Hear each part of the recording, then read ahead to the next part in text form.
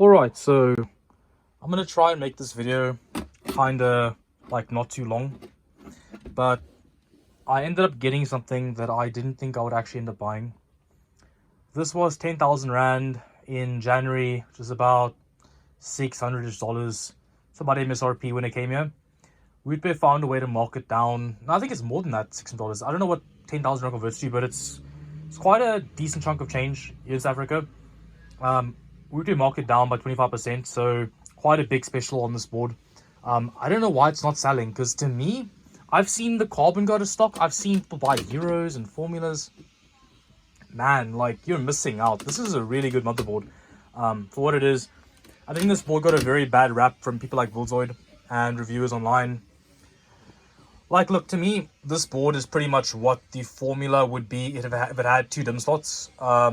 It might have 2 more PCB layers, maybe 10, but this is a really, really good motherboard with a lot of features. And I'm very happy with my purchase. So the only thing I don't like is 4 DIMM slots. But look, like the Z690i and the Apex over here are like fucking mind-bogglingly overpriced. Like 16.5 grand on the Apex is $1,100. The fucking Tachyon is 18,000. That's like $1,200. And this is like, dude, the Z690i Strix, again, like $540, bro. Like, fuck no. I'm not paying that for ITX board, no ways. This board is below MSRP. Paid about $490 US for it. So, to me, for this, that's a fair price. What do you get? So, you get 2 LAN ports, Killer Ethernet, Intel Ethernet as well. So, 1 gig Intel, 2.5 Killer, sorry. Then Killer Wi-Fi 6E. No idea what Killer's like, but whatever. You get a special anti-hacker man USB port over here. So if you're perhaps like a gamer that works for the CIA or maybe like the NSA or something, and you need the feature, maybe you care about this motherboard. I don't know. I've got no fucking idea how to use that or why you would use it, but whatever. If you're into that kind of shit, then there you go. I think this is the only board on the fucking market that has this, so there you go. You get a VRM fan, so over here. I don't exactly know how this goes onto the board, so here it is with the bracket. No idea how you put this on, but whatever, it's there. I'll see if I can attach it, maybe. You won't need it, because I'll show you guys just now what it is, but you won't need it. So otherwise, you get 6 USB type A's on the back, and you get a special PCIe bracket adapter. So, well, not PCIe, but like what's it called? What's the back thing called? The back slot's called? Whatever. Like, this goes right there, and then plugs into the board, and you have 2 extra slots. So nice. So for someone like Buildzoid, it doesn't like the USB configuration. I don't see why 8's not enough, but I understand that the pricing. If you were in the EU and you could buy Unify X for $600, you probably would buy that over this board. So that I understand. Over here, it's not an option. In fact, I'll show you guys later on when I do my actual video, when I overclock and, like, you know, make some desktop videos. I'll show what the ETH pricing is on other boards and why I bought this board, but this is my initial overview. I think I'll try and combine the 2 clips, but I don't know if I can, because I have an iPhone and I don't know how to import iPhone videos. I think I'll Google it and see if I can, and then combine them. But if I can't, I'll upload the videos. It's not a big deal. This is a separate video anyway, so this is like more of a overview unboxing type deal. So whatever. But yeah, so let's look at the back, because it has everything you'd want to know about the board, which is nice. I like this presentation. It's very, very premium. Like, this board is beautiful. Like, this box is beautiful. It's very, like, nicely done, and it's important, because if you're buying something that's expensive and something that's meant to be high tier, it needs to look like this. Like, you can't, like, I don't appreciate when someone like MSI or Gigabyte ships you a fucking high-end in inverted commas board and some fucking like shitty little tiny box with like no extra anything, like none of this extra padding. Like, it's just one little piece. There's nothing protecting top of the board, nothing holding it in place. There's no compartments. Like, everything is just kind of like slapped in the bottom below the board tray. Like, it's all very like not impressive for what you're paying for the product. So I don't believe this will cost you money. I think this is the option that vendors have to do, and I appreciate that. I like ASRock. you know, making this nice box and making this nice presentation. Like it's cool. It's nice. It's a nice touch. So you get some manuals. Now these are actually important. I would generally download them because it's easier, but motherboard manuals are not the joke. Like motherboard manuals are significant because you need to know what the board supports. You need to know the postcodes, the different like postcodes for memory training and failures, initialization problems, whatever. So postcodes are important inside here, and all the like configuration stuff, like what does run through the chipset, what runs the CPU, what like how does the lane configuration work, like if you plug something in here, does something disable, does something run at a lower speed, whatever. So motherboard manuals are important, so it's nice that they have them in physical copies and in very nice, like very nice again, like just not flimsy, like just a nice booklet. Very nice.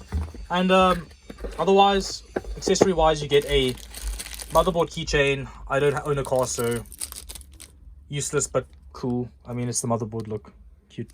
And then showed you this already, you get your Wi-Fi internet, the USB thing, and then some useless SATA cables because fuck hard drives and fuck SATA drives. NVMe's are dirt cheap, just buy them. Keycap, because people like to do this with their keyboards and I have no idea why. I'm not using this, but whatever. And you get some of these, I guess, cable management ties, but won't be needing them either, so cool. Nice. And that comes in a little compartment below the motherboard, so this slides in the box and then this sits over the top, and then the motherboard would show through this plastic window. It's very nice. It's like opening a fucking expensive toy if you were a kid. This is a toy, just not for children. This is quite an expensive toy. Yeah, so an up close of the board. So my bedroom is ugly, so I don't want to like show too much of it, but there you go. So you can clearly see most of the bottom there above the reset switch, if you see it. Postcode next to it. The sticker tells you the BIOS revision. Very interesting. The sticker tells you the BIOS. That's very nice. I've never seen that before. But it's useful. It's like useful to know. There you get you can see the, so they have a VRM fan. Why did they give you a second one? Holy shit, bro. Like, is this VRM heatsink chalked? I don't know, man. I'm scared now. Like, why are they giving you two fans, bro? Like, what? ASRock, what are you trying to say? Is the VRM cooling chalked, guys? Like, what? I'm not going to show you my serial number. And anything else interesting? Not really. Reinforced them slots. No obstruction, which is sensible. And you get a backplate, if I can show you that. Oh, don't break. I felt like a weird clicking thing at the I/O panel side.